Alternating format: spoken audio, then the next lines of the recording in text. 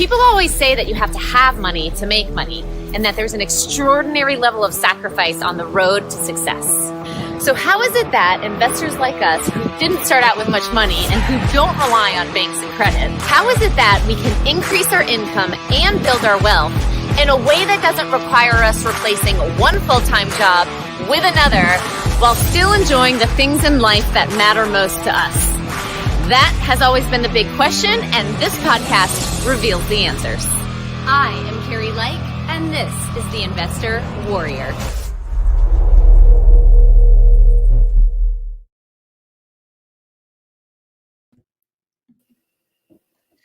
All right. Hey, Warriors, and happy Friday to you all. I'm going to warn you in advance, it is spring break in our house, and my kids may run in.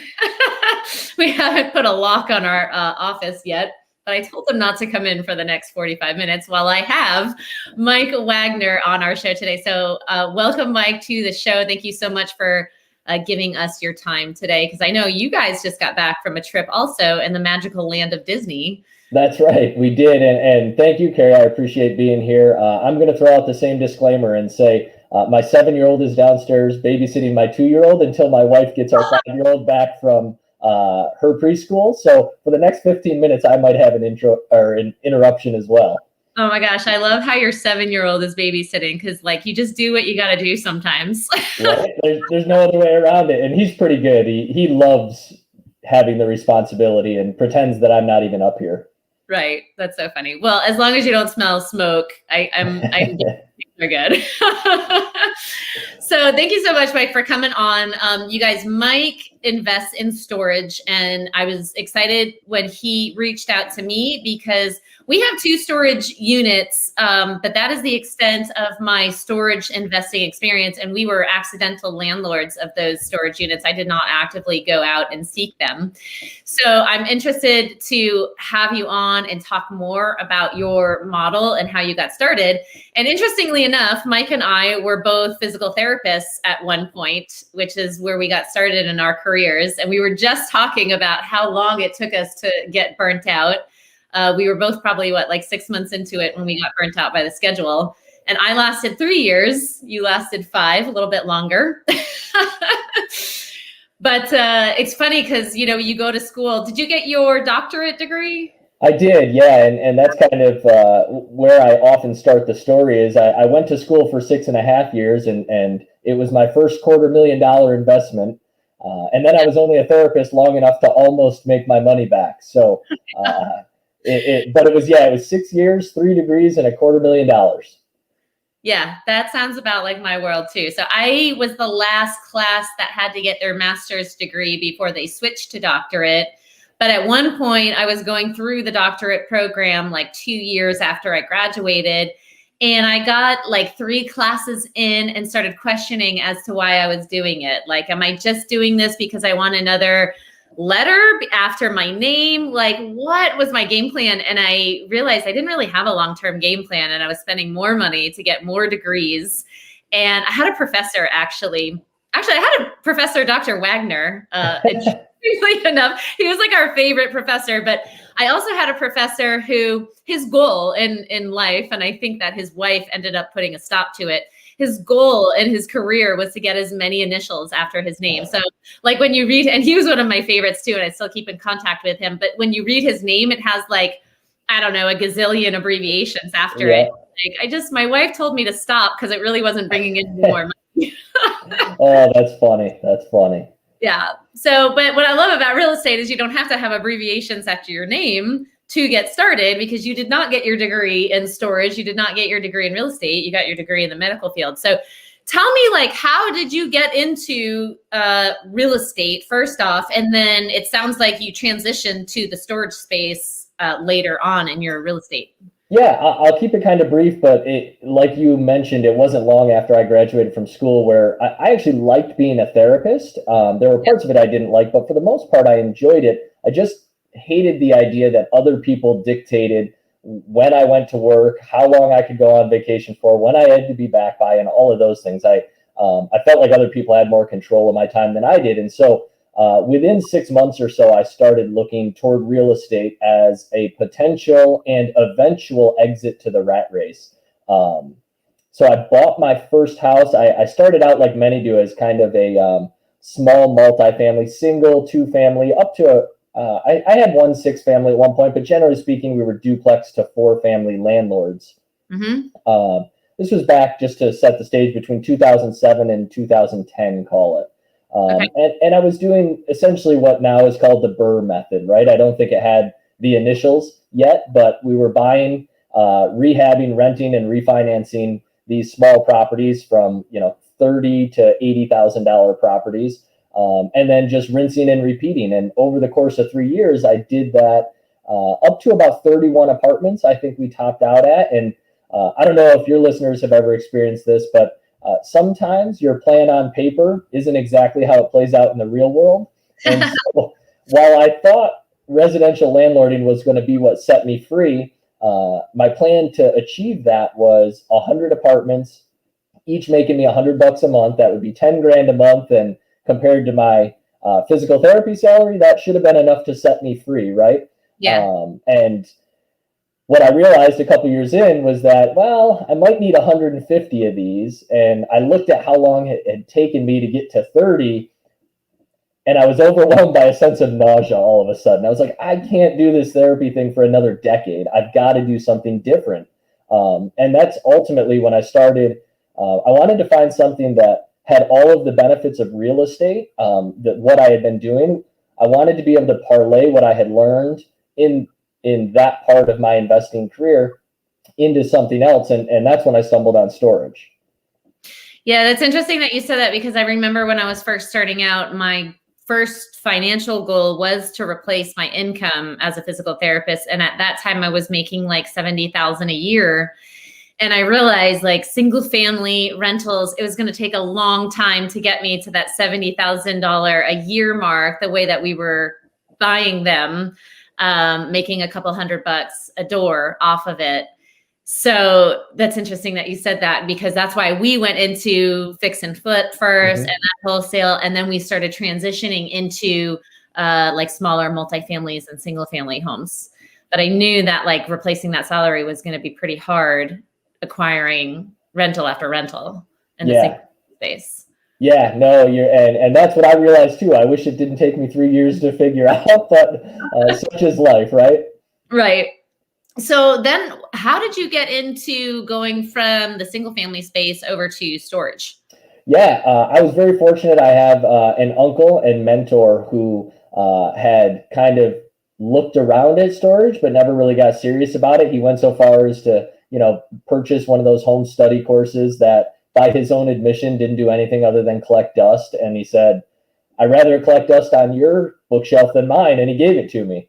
Long story short, I took that, I consumed it, and I just ran with it. It didn't happen overnight, but I was really pretty fed up with my life at that time. And I don't want to, paint this picture that I was despondent in the fetal position or anything. I had a good life.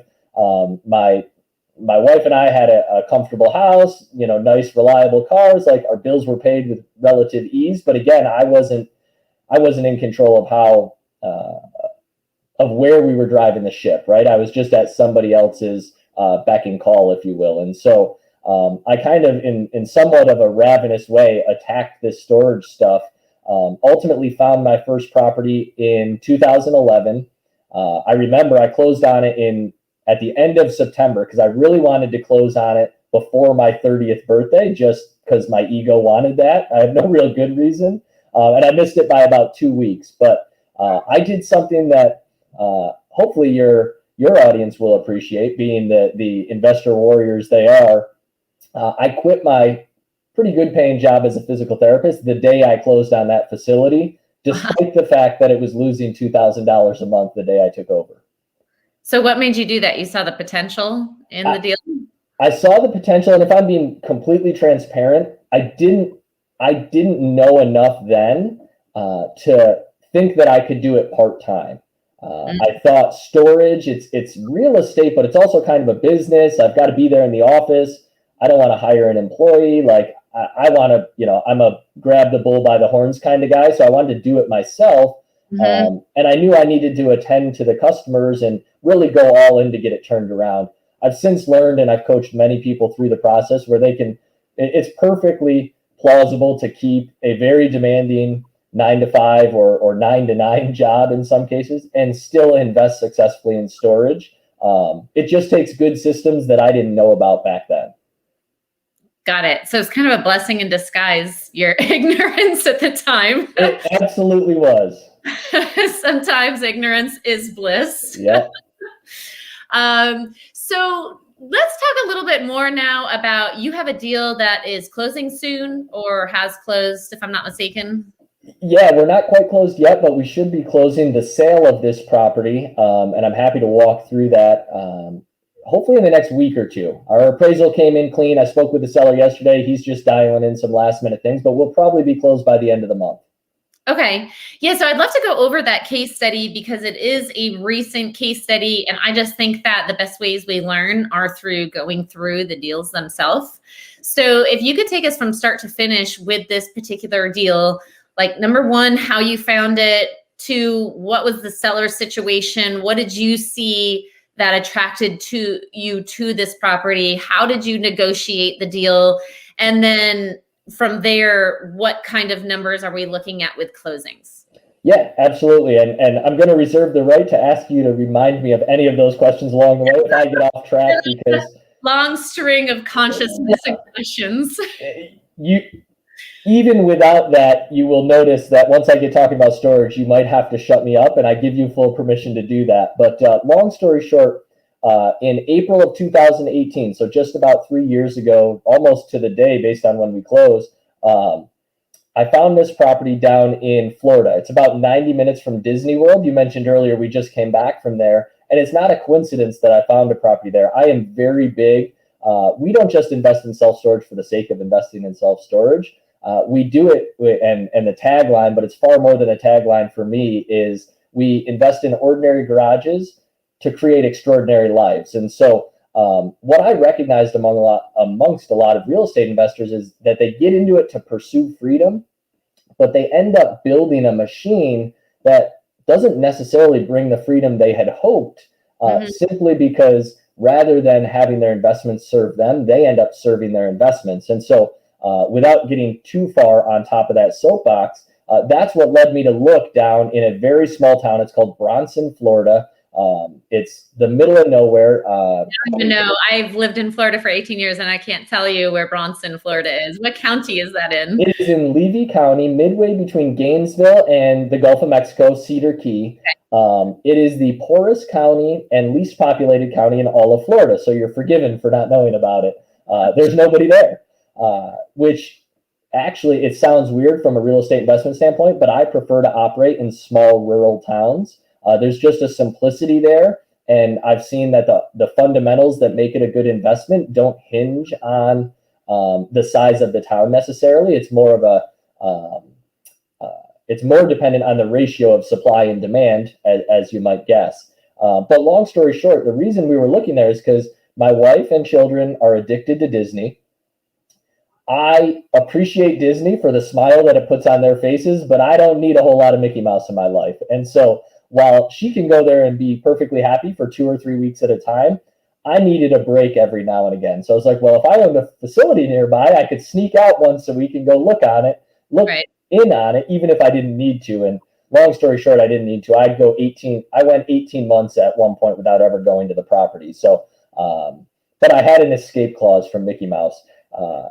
That aside, the reason I really looked around an area where I already frequent was because I wanted my ownership of this or any investment to be minimally disruptive to my life. And so rather than having to leave the kids and fly to California and back and miss out on 4 days plus a bunch of jet lag to check in on an investment, I stacked my vision elements, right? I just put it near a place where it wouldn't be disruptive to go check in on. Long story short, I found it as a listed property. It's 24,000 square feet. It's the only property in town. The nearest competitor is over 10 miles away, which clearly bodes well for a supply and demand based industry like storage. I bought it for $465,000, which was a steal. I'm still amazed. That's, if you do the math, roughly $19 a square foot. It didn't need a lot of work physically. It just needed an operational overhaul. And so maybe a good place to start for your listeners is to boil down what I do as a storage investor to two very simple questions. Now, I'm a low volume, high margin storage investor. I've been doing this for 10 years and I've only done 5 deals for myself full circle. Now, I've taught my students, and I have students who have done 5 deals in a year. That's just not my preferred strategy, because I want to be as efficient as possible creating that extraordinary life I talked about. But essentially, when we're looking at a facility, we're trying to answer two very simple questions. This facility was clearly underperforming. It was about 40% full. So the question I needed to answer for myself was, why is it underperforming? And there may be, of course, more than one answer to that. And then two, do I have the capacity realistically to fix it, right? Because some problems we know aren't fixable. Location, location, location. I can't pick up and move the storage facility. If it turns out Bronson, Florida can't support a property and that's why it's struggling, then this wouldn't have been a deal. So I just got to work trying to figure out, all right, what's going on here? The owner, as it turned out, had, according to the broker, she had previously lived on site in a double wide apartment that was there and had run it very successfully since she had bought it. So that was one piece of data that I needed to verify or confirm, because if the place used to do well, that bodes well for its potential in the future, right? So what would cause the shift from doing well to doing poorly? Well, sadly enough, she was aging, ended up in a nursing home with a broken hip that then had complications, and her son had taken over managing the place on her behalf. Now, he lived in North Carolina, and his idea of management was collect the rent and not pay the mortgage or the taxes. So sadly, essentially, he was bilking her, and the property was more or less on the courthouse steps, set to go to auction the following week if I didn't find it and buy it in time. And so clearly he was neglecting it. It stood to reason I might be able to fix it. And so I looked at all of the things we look at, supply and demand in the area, and that sort of thing, and determined, yeah, I feel like I can give this place what it needs to be successful again. I knew we needed to do a little bit of physical work. We replaced the gate. We run a very automated operation. And so if you're my customer, Carrie, and you don't pay me, I don't have to do anything, and the gate stops letting you into our property. Right. And then if you pay, the gate automatically knows that and lets you back in. And so we set those systems up, but more or less we just cleaned house, got rid of all the abandoned units, and enforced proper collections. And quite literally, this was far faster than I ever imagined. 4 months later, we were full. Wow. Okay. So I have so many questions. So number one, I just want to clarify, you had 1 week to purchase this property before it went to auction? Good question. No, it was a week away from being, from the initiation of that process. Got it. So from the time I found it, I think I found it in late January, and maybe we closed on it roughly 3 months later. Okay. So my next question is, how much time do you allow for due diligence and closings on your storage units?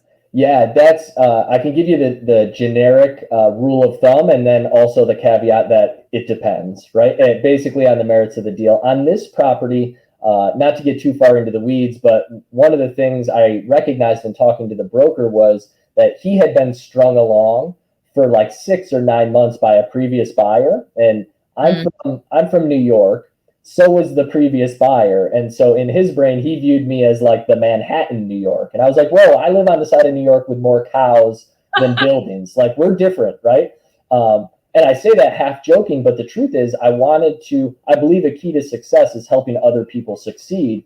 And I recognized the potential for this broker to dismiss me and lump me in with that other guy. And so it was in my best interest to really put my foot on the gas pedal. So I wanted to get an LOI or a contract signed before I flew 1,100 miles to see the property. Mm-hmm. But with the owner being in the nursing home, that just wasn't feasible. And so whether it was advisable or not, in retrospect, it worked out. I got on a plane the next day and flew down there because I wanted to impress on him, like, I'm serious. I also showed up in flip-flops and shorts because I wanted to underline the fact that I wasn't from Manhattan. Nothing against anyone from Manhattan. I just wanted to separate myself from a previous bad experience he had. Generally speaking, I will write 30 to 45 days of due diligence into a contract and then close 30 days later. There's a lot of moving pieces, especially when you get into some of the higher level, more sophisticated things that I encourage my students to do, like purchase price allocation, where we're buying the real estate asset for X amount of dollars and the income stream and the customer list for a separate amount of money. In doing so, we protect our property tax assessment and we pay less in taxes while we own the property. So there are moving pieces that sometimes will stretch us beyond that 75 to 90 day closing period. I've spent it as long as 6 months trying to get a property closed, but it doesn't have to take longer. It just can, depending on how many moving pieces there are. Okay. And then during that due diligence period, what are some of the checklist items that you're going through? Yeah, that's an excellent question. Essentially, all we're trying to do, just like in any real estate, is verify and confirm or deny everything we think we already know about the property, right? So some gotchas would be falsified rent rolls. And so we want to make sure that physically on site, the number of locks matches the number of rented units that the seller is providing us. We want to make sure that the income and expenses that they've reported to us are accurate historically. So looking back at 1, 2, or 3 years tax returns. Now, of course, we're going to allow some adjustments to be made. If they've got a $3,000 phone bill and 3 teenage daughters, well, I can logically say, okay, maybe they're sharing some expenses personally into the business, and I'll allow that to be adjusted. But by and large, I want my sellers that are selling to me to live and die by their tax return. Mm-hmm. And so we're going to verify that.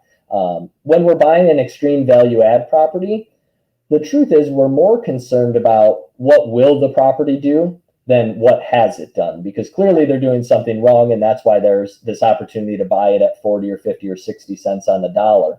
And so what we're really going to be verifying is our assumptions about where we're taking this property. What are the market rents that we can confidently command?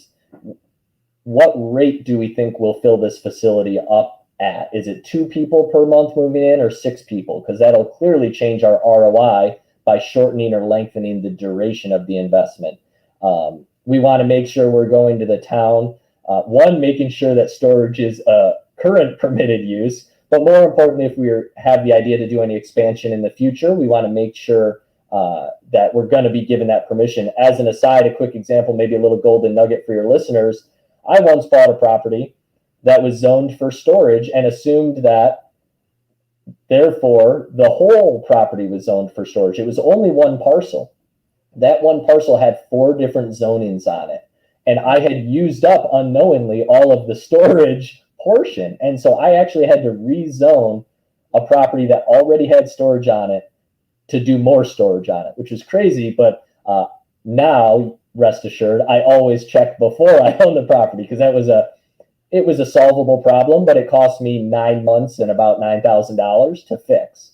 So we're going to be looking at zoning. We're also going to be talking to the zoning or building department about any potential or proposed new developments in the area, because clearly that can change the health of the market in pretty short order.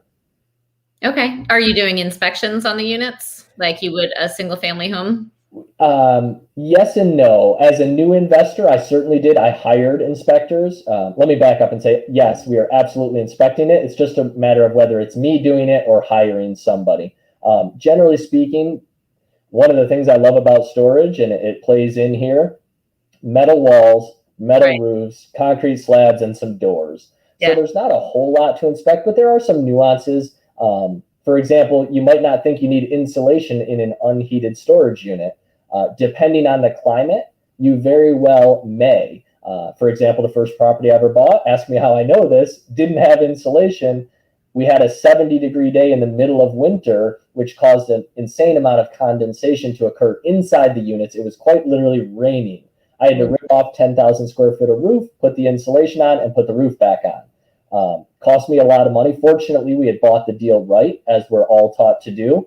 And so I had that margin of error. Storage tends to be very forgiving in that way, but you need to be prepared for those types of things. And so as a new investor who doesn't have maybe experience with any sort of construction, paying the $1,000 to $1,500 for a commercial building inspection might be well worth it. One money-saving tip is if you can find a reputable contractor, you're going to need services during the course of your ownership. And many folks just in exchange for forging a relationship and the potential future business, many contractors who specialize in metal building construction might come out and spend an hour with you walking a facility, and that might be enough for many. Right. All right. That's a great tip. So what was it that you saw? I mean, you said you invested, this is a storage unit kind of in the middle of nowhere. There's not a lot of storage units around. There's not a lot of people around, it sounds like, in that town. I've never heard of that town before, and I live in Florida. What was it that gave you the answer of, yes, there is a need for this storage unit? I could see this filling up. Right now it's at 40%, but I could see it filling up to what I need it to be filled at. Yeah, it's an excellent question. And generally speaking, the first thing we're always going to look at is supply and demand. And so there are some rules of thumb that we use. And it is only a rule of thumb. I don't want people to get hung up on this and pretend that it is the end all be all. But generally speaking, the national average for storage demand is 8 square foot per person. And so this small town of 1,300 people, you have to remember one other aside is self-storage is not a town-based investment, right? It's geographically based and it's a micro market, but we're going to look in an oversimplified way at a 3 or 5 mile radius around the property. In a rural place like this, we might even look at the 5 to 7 mile radius. And that's where we're going to draw our customers from primarily. Mm-hmm. In the 5 mile radius around my property, there are 7,000 people. So doing the math, 7,000 people times 8 square foot tells us this market should support, based on a rule of thumb, 50 to 56,000 square foot of storage. Okay. As I mentioned earlier, the nearest competitor is 10 miles away, which means if you can visualize it, I have a captive audience. I'm the only guy in town for those 7,000 people, unless they decide to drive farther to go elsewhere. So I'm still going to look at those competitors and kind of assess how I stack up against them. But that was a very appealing characteristic of this deal. And if you do the math, there was roughly 3 square foot per person in the market. So I thought to myself, well, man, I'd have to be really bad not to approach national averages, especially when you factor in that Florida doesn't have a lot of basements. Yep. This is a lower socioeconomic area, and so the prevalence of mobile homes is high, where storage is a challenge, right? In New York, we all have basements, and so our storage up here might be 5 or 6 square foot per person, and that's compensated for by higher averages in the South. So all of that boded well for the deal. It spoke well for the deal. And then really what I ultimately looked at is one of the things I encourage all my students to do, and anyone who will listen to me, is try not to ask yourself, is this a deal? Ask yourself, what would make it a deal? And that starts to paint a broader picture, and it opens your minds to the possibilities. So in this case, and then where I go with that is, let's look at the worst case scenario and the best case scenario, knowing that we'll probably end up somewhere in the middle. But if we have those two ends of the spectrum, we can then ask ourselves, am I willing to risk the worst case scenario for a shot at the best case scenario, knowing I'll end up in the middle? And buying this property at $19 a square foot, I knew that you can't build a facility like this for under 30 or 35 a square foot plus the land. So even if things didn't go well, it stood to reason that I was at least going to get myself and my investors' money back. So what we did was we mitigated the downside. Yes, there were red flags, but when push came to shove, we knew we really couldn't get hurt. And that's rule number one of investing, right? Preservation of capital. Yeah. And then anything beyond that would have been icing on the cake. Okay. And so you said you brought your investors into it, which leads me to my next question is how do you finance storage? Yeah, and there are as many ways to do it as there are deals, of course. I've bought deals with conventional financing. I've used SBA loans, your typical 10 to 20% down and just get a loan for the rest.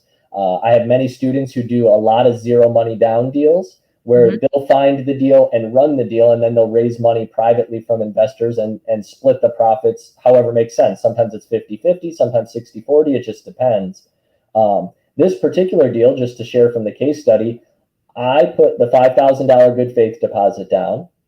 I raised $120,000 in exchange for equity. So it was a $500,000 project. $465 purchase price, $35,000 for some small repairs, and I wanted some working capital because I thought we might be real tight or even negative on cash flow for the first potentially 6 to 12 months, simply because I didn't know how fast we were going to fill up, right? So that got me, between my money and the equity investors, $125,000.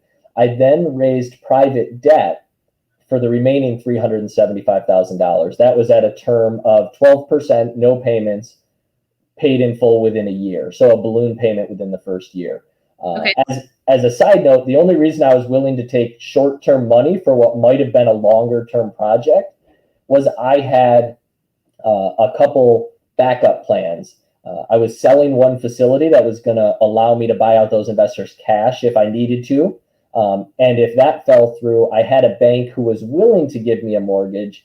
I just didn't want to endure the transaction costs with a bank to get long-term money for a short-term project, because yes, a bank may be 5 or 6% interest and private investors may be 12%.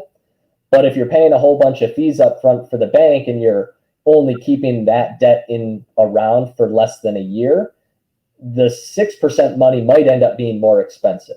Yeah. And so that's where my brain was at on that one. So this particular deal, you basically went into it with a short-term strategy as your exit plan. You were going to flip this property? I was either going to flip it or refinance it. I like to enter all of my storage deals. Again, I'm kind of obsessed with risk mitigation. I've got a good life and I don't want to screw any of that up. And so I like to go into a deal where whether I flip it or own it long-term, it feels like a victory. You mentioned earlier the accidental landlord.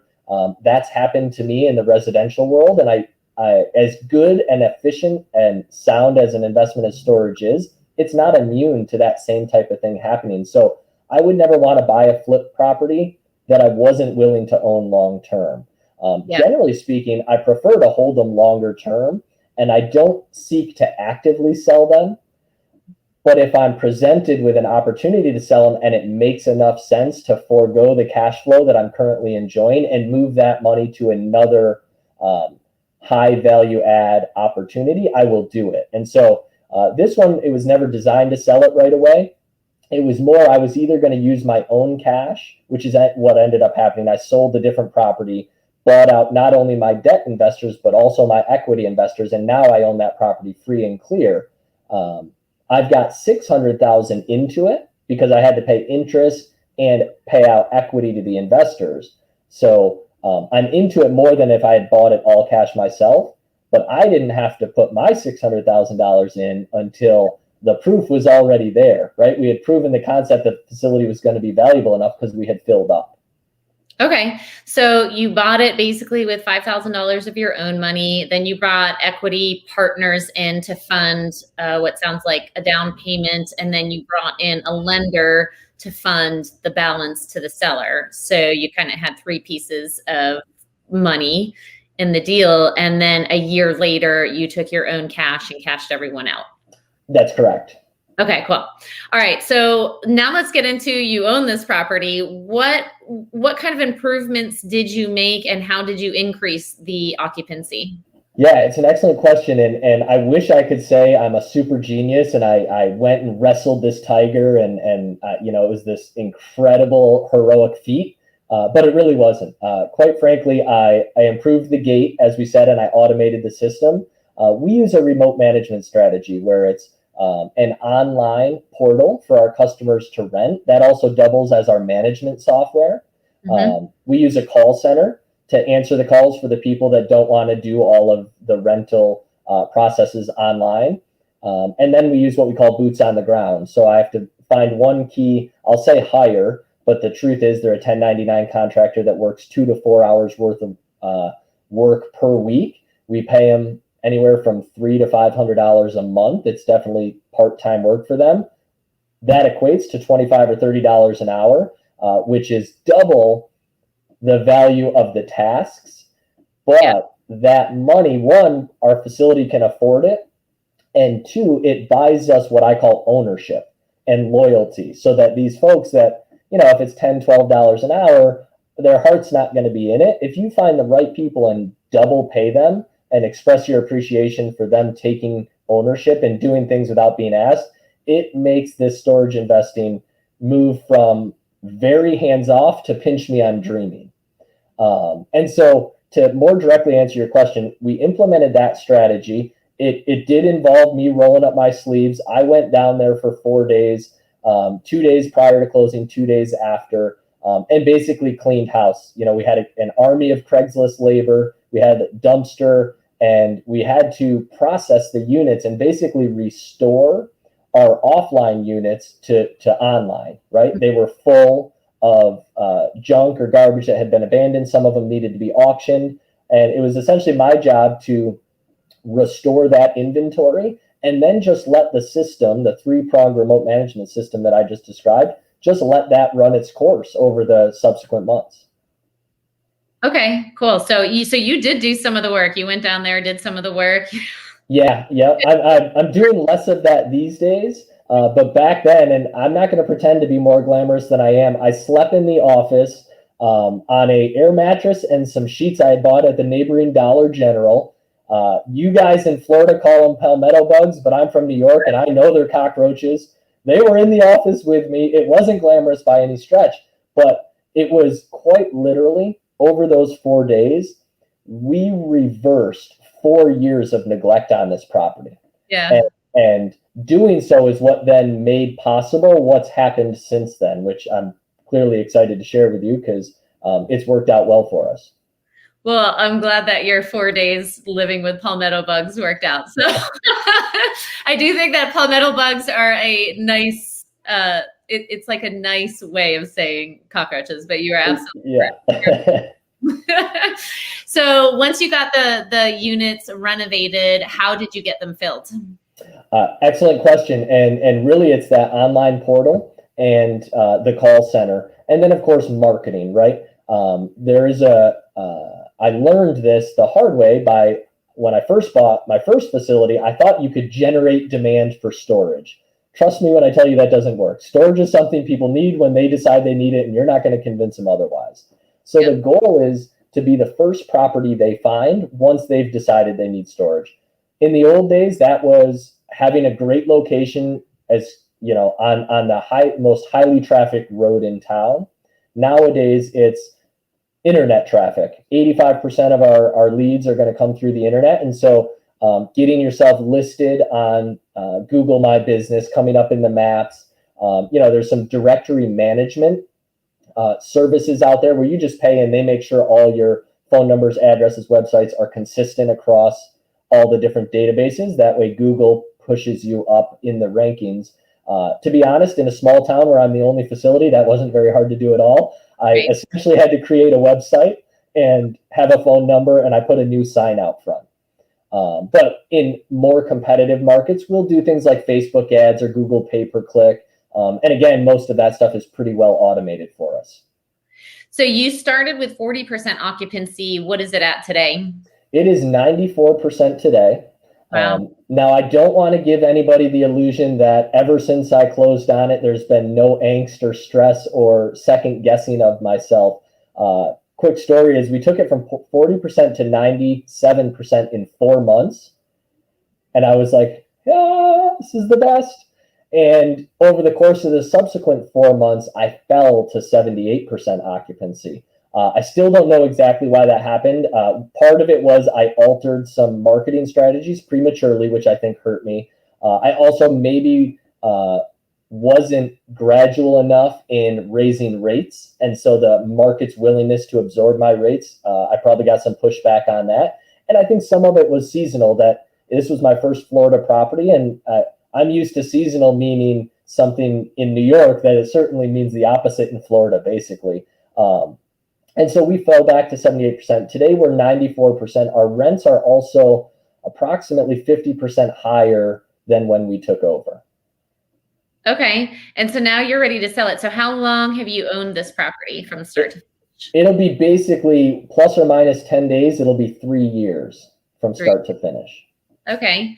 And what kind of cash flow are you seeing from it today? Today, because I own it free and clear, it generates about $170,000 in revenue a year, of which I spend 50 on expenses, 52 to be exact. So I'm generating right now $118,000 in annual cash flow. Okay. Which many people would say, Mike, you say it doesn't take a lot of work. Why on earth would you give up 120 grand? And the truth is, simply because I was given a strong enough offer. And there was no broker involved. So if you think, just spoiler alert, the sales price on this property is $1.51 million. So I'm getting, those of your listeners that are familiar with cap rates, I'm selling this at a 7.8 cap. So while yes, I'm making 120 grand a year, there's $1.5 million of equity there, of which my return is only 7.8%. And if you've been following along, you recognize that my return on investment for the last 3 years, going from 600,000 total to 1.5 million, is far better than that. So all we're doing is extracting our equity to reinvest it in another project. Now, if I had just gotten a fair market price with a broker involved, I probably wouldn't sell it. But I'm saving $90,000 because I don't have a broker involved. The other caveat here, not to make it political, but if I'm a betting man, I don't think our capital gains rate is going to go down anytime over the next 4 years. Right. So I'd much rather sneak this in and pay a 20% capital gain than whatever it might end up being in the future. Yeah, it's interesting. I was just having this conversation with our real estate CPA, who has seen an uptick in the amount of investors selling their properties right now for that exact same reason. Yeah. Yeah. So, well, and the fact that prices are up, they're high right now. Yeah, that absolutely should not go unmentioned. Storage is hot. The truth is, storage has been a hot asset for a while. For the last 3 or 4 years, I've been hearing rumblings that we're past peak. We're just past the peak, and a year will go by, and people are still saying that. So I don't know when the peak is. The truth is, I don't believe that where we are in the cycle should determine whether or not people invest. I just think it should determine how they invest. And so, yeah, take that for what it's worth. Well, I think too, I mean, the reason I love real estate is people always need a place to sleep, right? They always need housing. So real estate's not going away. It's not a commodity. It's not a fad. But same thing for storage. Storage, there's always a need for storage. Think about down here in Florida with everything that happened last year. They had a huge surge in RV sales. And you've got tons of HOAs down here where you cannot, if you leave your RV in the driveway for 2 seconds, you're going to get a letter. And to ask me how I know, we came back from our last camping trip 3 years ago, and our RV, we couldn't put the sliders in. And so we had to contact a mobile RV mechanic, but they couldn't get out there for like a week. So that RV sat in our driveway for a week. And we had so many letters from the HOA, like, please remove that thing from the driveway. You're going to get fined. So you have lots of HOAs down here. You have this sales surge in RVs, and there's just not enough storage down here right now to support the amount of RVs that people currently own. Yeah, no, and RV and boat storage is absolutely a great niche within the niche that is storage. The other thing I'll say to, but then the niche is in storage, right? So yeah. And we've done a lot of RV and boat storage. We usually do it as a placeholder when we have extra land. And given the opportunity, we'll usually always cannibalize that. Although we just bought a new camper and I'm paying $200 a month to park it outside of DC, which is insane to me. I can't wait to get it home for that reason alone. So in that case, RV might be a higher and better use than traditional storage. But one of the things I wanted to mention is storage. I think everybody can wrap their head around when the economy's good, it makes sense. We live in America and people buy crap when they have money, right? Not to be too brash about it, but America is a consumer country. And so when the economy's good, the demand for storage is up. I think everybody kind of wraps their head around that pretty easily. What a lot of folks start to struggle to understand is, well, when the economy's down, I'm not going to spend the little bit of discretionary money I have on a storage unit. It just ain't happening. And maybe theoretically or based on common sense, that holds true. But historically, we just haven't seen it. And if you go down another level and look, what ends up happening is storage demand during the down economy is no longer driven by consumerism, but instead it starts to be more driven by transition.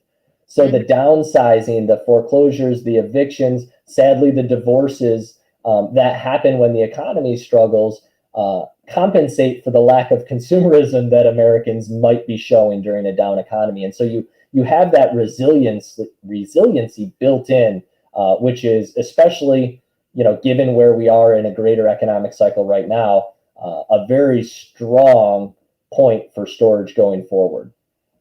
Yeah, that's interesting. I can see how it would do well in both markets, where it goes from consumerism to transition, like a transitory period for people. And I think too, like you said, I mean, people just love our society, our culture, and our country. We're materialists, right? We tend to be. Americans tend to love material things. And there's a lot of people who tend to hoard and to onto things. And I'm like complete opposite. Like I hate clutter and I hate things in my life. Like I'm constantly trying to get rid of, but most people I think are always acquiring, and then they just need a place to store all that crap. And I remember having storage for a little while at one point. I'm like, why am I paying money to store my crap? What am I doing? But I did it too for a little while. So I was just like, I don't want to get rid of it. I was like emotionally attached to some of these things that I couldn't get rid of. Yeah, and I'm with you 100%. Believe me when I tell you, irony is not a strong enough word when you come to learn that I make my money helping other people store crap they don't need, because I'm like you. And I'm not going to say we don't splurge and have nice things, but sure. Minimalism is where I trend. And I've had a storage unit once in my life, and it was because I owned the facility and it was free, and I was building my house and living in my in-laws' basement for 6 months. So all kidding aside, there are legitimate needs for storage. There are also psychological needs, and there are a lot of very favorable trends if you look at housing sizes, right? The baby boomers who used to buy the McMansions are now downsizing. Millennials who are coming up next aren't seeing the value in the McMansions. They're buying smaller houses, and though they will tell you they don't consume as much, the data doesn't support that. And so the nomadic lifestyle that you're seeing a lot of folks take on, including myself, we still have a home base that we live here, but we live on the road 6 months a year. So if my wife and I didn't have a psychological need for this house that I built, I could very well see where we had a storage unit or several of them throughout the country and lived out of our RV the way we do for half the year. Yep, absolutely. So we're coming up to the top of the hour, and I knew this was going to happen because I knew I was going to have tons of questions for you. So hopefully I'm not taking up too much of your time here. But I do have a question. So from start to finish, what were some of the hiccups along the way? If you could just real quick. I know there was probably a few. Yeah. You want me to stick to this one deal in particular or any and all? In particular, like what were some of the hiccups that you had to overcome? Sure. So a couple things. One of the things I did in the beginning is I installed a new gate system. and I should have known better, but I went with the cheap operator. The operator that was there, that's the thing that open and closes the gate. That was actually working, but I thought I was being so forward thinking, and I was like, well, I live 1,100 miles away. I don't want to worry about service calls. I'm just going to buy a new one. And I was proud of myself for that decision. Well, apparently I wasn't strong enough in that decision because I went with the cheap operator and the cheap guy. And these things should last 10 to 20 years and have good service to back them up. Well, I had to replace mine after 2 years with what I now know to be a good one with a company with a strong service record. So the take-home message is don't be too cheap. The least expensive option isn't always the best. I got very lucky at this facility, and I had an awesome boots on the ground right from the start. And if you can believe it or not, when he left, his grandson took over, and when he left, his mom took over. So I had 3 generations, all that served as that critical boots on the ground role for me. The first was so good that I extended trust to his family that maybe wasn't as well deserved. They did great for me. I'm not ungrateful for it, but I'll just say it this way. I thought they were better than they were until they left. And then I realized the things that maybe weren't getting handled that I thought were. And so, again, this isn't all roses and rainbows. There are times when you have transitions and you have to go in and put out a fire and bring in clean up a mess that somebody else left and bring in a new boots on the ground to take over. And what I learned is that it wasn't their fault that I extended them too much trust. I didn't train them properly the way I trained the first one. And so I learned that lesson, and I trained my current boots on the ground much more effectively. And of course, she's much better at filling the role. And then just like any business, there's little things you learn on the way. You can't listen to the sob stories, or maybe you can, but only one time, not month after month. And so you need to be very diligent with your collection procedures. It's not an emotional thing. It's just here's what happens on the 5th of the month. Here's what happens on the 10th. On the 45th day late, we go to auction. And then it's not something you want to make a decision on based on a conversation you have with a customer. It just needs to be standard operating procedures. Yeah. And you could ask me how I learned that, but I think it's pretty clear probably. You know what? We learn more from our mistakes and our failures sometimes than we do our successes. And I think that's where most of us, we just keep improving, right? Because failure is only when you give up. Failure is not making a mistake. And as long as you learn from it and you can use that for the next deal, well, then you're better for it. And I don't know, I'm sure you've learned a lot of things along the way through your failures, as I have. Yeah, absolutely. And that's one of the things I say most often to my students is, and I don't hope this doesn't come off as arrogant, but my perception is folks, when they're getting started in this industry, look at me. I've been doing it 10 years. We've had a bunch of financial success, like much of which I don't deserve, to be honest. Like, I just feel very blessed. But folks look at me and think that, well, Mike must have it all figured out except for the haircut thing, right? Like, hey, he screwed that part up, but the rest of it, the storage thing, he's got all figured out. And that's quite simply not the truth. The advantage I have over folks who are newer in the industry is my experience has taught me and allowed me to roll with the punches in a way where when I fall down or when I get pushed, I don't necessarily fall down. I just stumble and then resume. Or if I do fall, I can get up more quickly. And that's really the skill set that I try to teach my students embedded within the industry that is storage, because that not only will allow them to be more successful in storage, it will assuage some of the fears they have, but they can apply it to basically every aspect of life, whether it's other real estate investments they make or just life in general. Yeah. I want to add too, I think sometimes newbies get uncomfortable with the numbers when you start talking about a $1.5 million sale right now. And they're like, oh my gosh, I don't know that I could ever do those kinds of deals. And you don't have to start out doing those kinds. I mean, like I told you, I'm an accidental landlord of 2 storage units. One brings in $800 a month. The other brings in $450.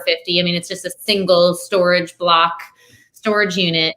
And you don't have to start out with like hundreds of storage units to invest in storage. There's just like multifamily, there's all different sizes, all different kinds of transactions that you can do. And so I never want people to get nervous about the numbers like, oh, I've got to have millions in the bank to start investing in storage. No, that's a great point. And just to kind of paint the other end of the spectrum, I bought a facility. It was about 12,000 square feet for as little as $110,000. Yeah. So it needed a bunch of work. So we were 180 in, but there is an economy of scale that kicks in at about that 10 or 12,000 square foot mark. That doesn't mean you don't consider facilities that are smaller. You just have to understand that you're giving up some profitability compared to doing the same amount of work on a larger property. But the trade-off is you're giving up some profitability for the opportunity to learn in an area that's closer to your comfort zone, lower barrier to entry, maybe less of your chips on the table. There's a lot to be said for that, right? That education, there are very few industries, right? To bring it full circle, I spent $250,000 on an education that I don't use anymore, or at least big parts of it. When I've seen my students who are like, yeah, but to make $100,000, not that it's no money, I'd rather find a deal that's $500,000 in profit. And I said, well, me too. But if this one's here and it gives you an opportunity to get a degree in self-storage and make $100,000, what other industry can you make 6 figures? Maybe it's only 5 figures. Maybe it's $50,000. Number's not important. But if you can get paid to learn, there's something to be said for those small properties. And those are where you're going to find a lot of opportunity, because just think conceptually, it's a whole lot more likely for a 10, 15, 20,000 square foot facility to get neglected than it is a 50, 60, 70,000 square foot facility that's got a lot of, institutional backing and that sort of thing to fall down to that level. Yeah. So if you could give one piece of advice to people who might be interested in getting into storage, what would it be? First and foremost, I would encourage people to hit the pause button and ask themselves why they want to be invested in storage. I am a sucker for, uncovering the motivation underneath. Because once you've done that, you can figure out if storage is the right thing. And you do that by getting smart. My encouragement is to take the time. It's not a long process. A couple weeks or a couple months of dedicated, 5 to 8 hours worth of education, a week for a month is enough. Quite frankly, this will sound unbelievable, but it's enough for people to understand this industry well enough to make a decision. And quite frankly, it gets them 90% there, 90% of the way there to being able to pull the trigger if they can get comfortable doing so. Cool. And I know you have some free educational content that people can watch if they're interested in getting into this. Where can they go to get that? Yeah, absolutely. I would invite any of your listeners to check out storagerebels.com. It is, like you said, it's a free community. And when you sign up, you get a 7-day workshop. Each day for 7 days, you'll get it might be 30 to 60 minute lesson in storage, combination of, written as well as video supplementation of that education. And it really will take your folks from A to Z. And then, of course, also point them toward other free resources where they can deepen their learning. Long story short, the best value that I have to offer isn't from me, but it's from our community. We've got over 1,700 members. And the thing I hear most often from people is not, Mike, your hair's awesome, which makes me sad. But what they say is, this community is insane. I have never seen anything like it anywhere. And they're not talking specific to storage. They're talking about the generosity and the willingness of people to help others. Because the one thing I've dedicated most of my time and energy, aside from buying storage, into this company is creating an environment of generosity where we tap in to the law of reciprocity and we buy into the idea that a rising tide lifts all ships. And to say that I'm overwhelmed by how that's come to play in our community would be an understatement. It is the best group of people you'll ever hang out with. I love it. Well, I could keep asking you more and more questions about this topic, so we're going to have you come on another time. But you guys definitely check out Mike's stuff. It's the storagerebels.com. I have it up here on the screen. You're on social media as well? Yeah, Facebook and YouTube as well. The Storage Rebellion is where you can find us there. Cool. And I love the name. Well, thank you. Thank you. I feel like most successful investors are rebellions. So yes. And sometimes people want to know where it came from. And the truth is, I reformed my formerly rebellious, unhealthy ways into what I think is a very healthy rebellion. And that is we rebel against the status quo that it's normal to work 40, 50, 60 hours a week in hopes of someday maybe getting the opportunity to buy our freedom back. We reject that and we embrace what we call the storage rebellion. Yeah, I love it. It reminds me of the famous Steve Jobs quote about those who are successful are just different. And it's one of my favorite quotes, but it really is about being a rebellion. It's going against the status quo. It's about doing something different because the people who are different are the ones who change the world, right? And that's the whole Steve Jobs quote. So I love what you're doing. We're going to have you come onto the show again because I'm going to have more questions along the way. Right on. I'd be happy to. And I just want to thank you so much for the opportunity. Sorry if I was long-winded at points.